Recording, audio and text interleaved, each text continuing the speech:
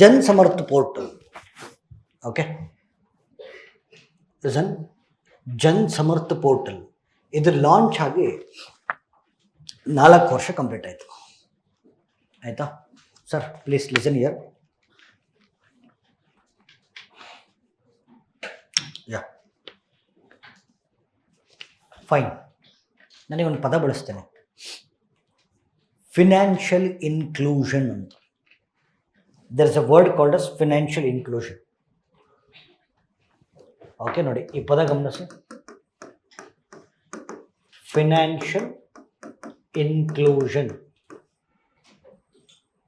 Right, ಕನ್ನಡದಲ್ಲಿ ನೀವು Google translate ಮಾಡಿದ್ರೆ ಹಣಕಾಸು ಸೇರ್ಪಡೆ ಅಂತ ಬರುತ್ತೆ. But it's a wrong word to use. Financial inclusion ಅಂತಂದರೆ ಆರ್ಥಿಕ ಪಾಲ್ಗೊಳ್ಳುವಿಕೆ. ಫಿನಾನ್ಷಿಯಲ್ ಇನ್ಕ್ಲೂಷನ್ ಅಂತಂದರೆ ಆರ್ಥಿಕ ಪಾಲ್ಗೊಳ್ಳುವಿಕೆ. ಆಯಿತಾ? ಏನಂಗಂದರೆ what is the meaning? Financial inclusion ಅಂದರೆ ಯಾರ್ಯಾರು ಬ್ಯಾಂಕಿಂಗ್ ವ್ಯವಸ್ಥೆಯಿಂದ ಹೊರಗುಳ್ಕೊಂಡಿದ್ದಾರೋ ಅವ್ರನ್ನ ಬ್ಯಾಂಕಿಂಗ್ ವ್ಯವಸ್ಥೆ ಕರೀತಾರೆ. ಅದಕ್ಕೆ ಫಿನಾನ್ಷಿಯಲ್ ಇನ್ಕ್ಲೂಷನ್ ಅಂತ. ಯಾರ್ಯಾರು ಬ್ಯಾಂಕಿಂಗ್ ವ್ಯವಸ್ಥೆಯಿಂದ ಹೊರಗುಳ್ಕೊಂಡಿದ್ದಾರೋ ಅವ್ರನ್ನ ಬ್ಯಾಂಕಿಂಗ್ ವ್ಯವಸ್ಥೆಗೆ ಕರೆತರುವುದು, ಇದು ಫಿನಾನ್ಷಿಯಲ್ ಇನ್ಕ್ಲೂಷನ್. ಆಯಿತಾ? ಯಾಕೆ ತರಬೇಕು ಬ್ಯಾಂಕಿಗೆ? ಸಿಂಪಲ್ಲು, ಥಿಂಕ್ ಮಾಡಿ ಸರ್.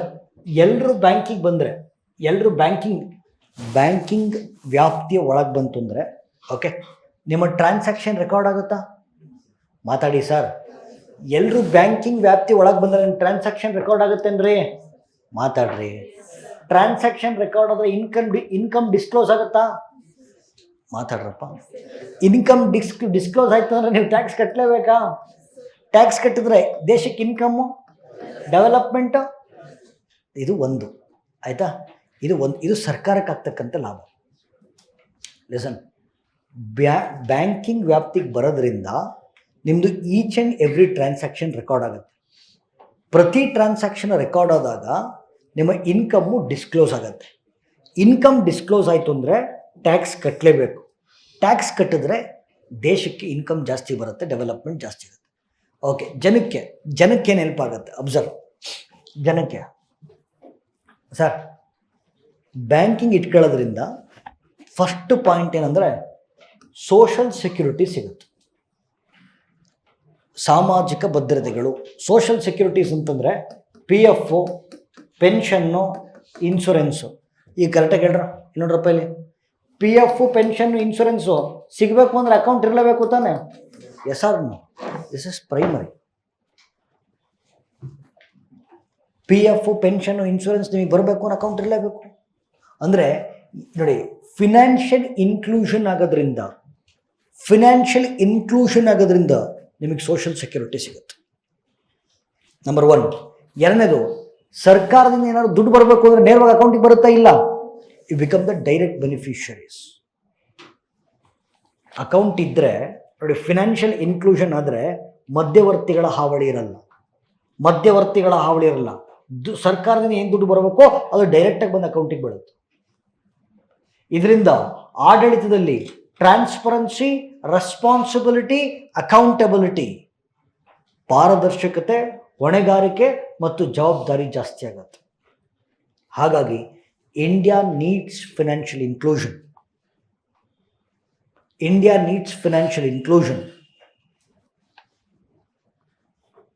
ಆಯಿತಾ? ಅರ್ಥ ಆಗ್ತಿದೇನ್ರಿ?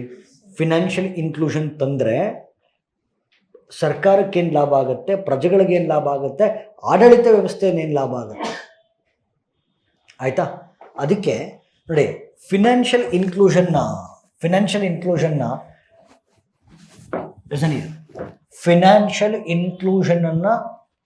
ಪ್ರಮೋಟ್ ಮಾಡಲಿಕ್ಕೋಸ್ಕರ 3 ಪಿಲ್ಲರ್ಸನ್ನು ಡಿಸೈನ್ ಮಾಡಿ.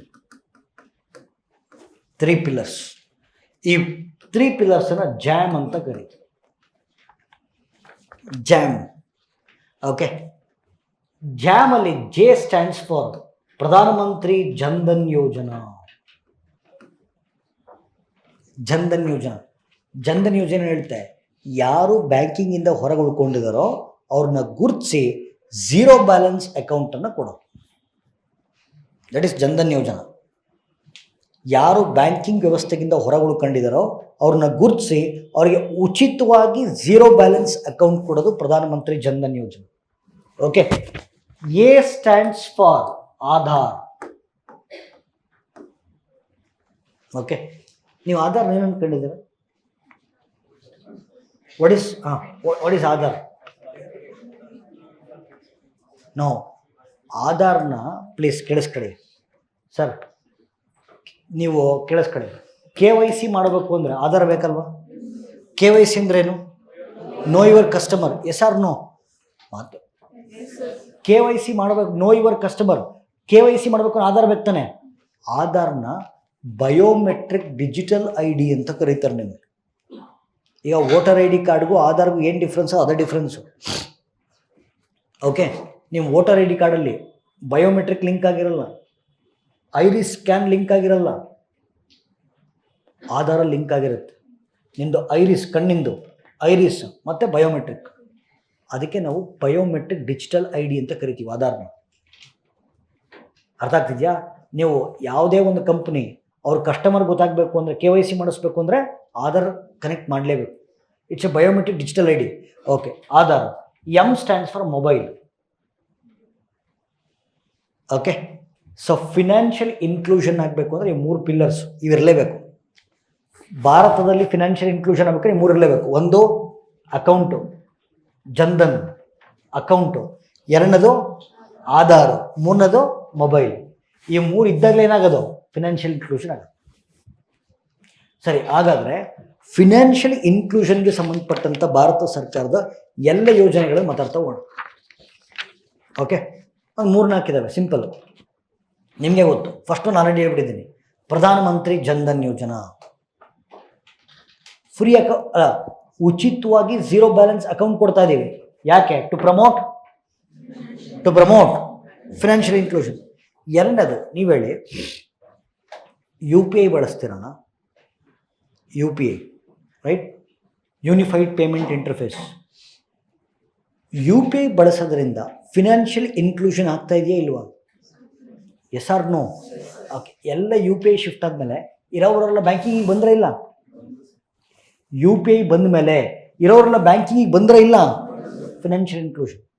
ಓಕೆ, ನೆಕ್ಸ್ಟು, ಯಾವಾಗ ಸರ್ಕಾರ ಹೇಳಿತು ಇನ್ನು ದುಡ್ಡು ಕೊಡಂಗಿದ್ರೆ ಕೈ ಕೊಡಲ್ಲ, ಅಕೌಂಟ್ ಹಾಕ್ತೀವಿ ಅಂತ ಹೇಳಿದಾಗ ಎಲ್ಲರೂ ಬ್ಯಾಂಕಿಂಗ್ ಬಂದರೆ ಇಲ್ಲ?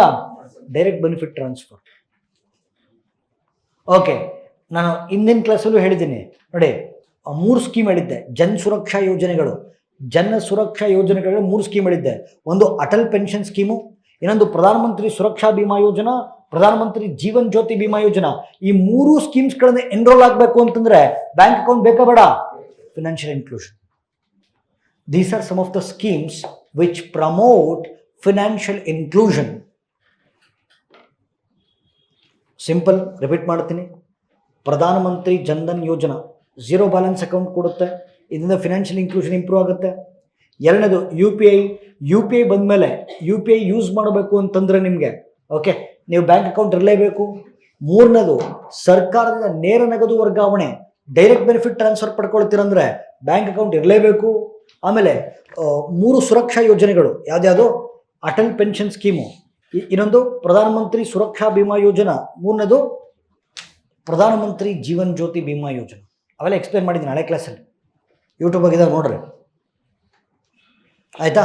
ಸೊ ಇವೆಲ್ಲ ನಿಮಗೆ these are the schemes which promote financial inclusion. ಆಯಿತಾ? ಸರಿ, ಈಗ ಹೇಳಿ ಇನ್ನೊಂದು, ಆಯಿತಾ ಸರ್? ಸಾಲ ಬೇಕು ಅಂದರೆ ಬ್ಯಾಂಕ್ ಅಕೌಂಟ್ ಇರ್ಬೇಕು ತಾನೆ? Yes or no? Okay sir, ನೋಡಿ, ಸಾಲ ಕೊಡ್ತಕ್ಕಂಥ ಭಾರತ ಸರ್ಕಾರದ 16 ಸ್ಕೀಮ್ಸ್ ಇದಾವೆ. ಕೇಳಿ, ನೀವು ಬಿಸ್ನೆಸ್ ಲೋನ್ ತಗೋತೀರಾ, whatever kind of house loan ಅಥವಾ site loan, business loan, whatever loan you want to take you can take. ನೋಡಿ, ಸಾಲ ಕೊಡೋದಕ್ಕೆ ಅಂತೇಳಿ ಕೇಂದ್ರ ಸರ್ಕಾರದ 16 ಯೋಜನೆಗಳಿದಾವೆ. ಓಕೆ, ಆ 16 ಯೋಜನೆಗಳನ್ನು ಒಂದೇ ಪೋರ್ಟಲಲ್ಲಿ ನೋಡ್ಬೋದು. ಒಂದೇ ಪೋರ್ಟಲ್ನ ಮೂಲಕ 16 ಕ್ರೆಡಿಟ್ ಲಿಂಕ್ಡ್ ಸ್ಕೀಮ್ಸ್ಗಳಿಗೆ ಅಪ್ಲೈ ಮಾಡ್ಬೋದು. That is which portal? Jan Samarth portal. Okay, Jan Samarth portal ಜಾರಿಗೆ ಬಂದು 4 ವರ್ಷ ಪೂರೈಸಿದೆ. What is Jan Samarth portal ಅಂತಂದರೆ, ಕೇಂದ್ರ ಸರ್ಕಾರ ಸಾಲ ನೀಡ್ತಕ್ಕಂಥ 16 ಯೋಜನೆಗಳನ್ನು ಇಂಟರ್ಲಿಂಕ್ ಮಾಡಿ ಓಕೆ ಒಂದೇ ಪೋರ್ಟಲ್ನ ತರಲಾಗಿದೆ. That is Jan Samarth portal. ಈಗ ಹೇಳಿ, Jan Samarth portal financial ಇನ್ಕ್ಲೂಷನ್ನ encourage ಮಾಡುತ್ತಾ ಮಾಡಲ್ವಾ?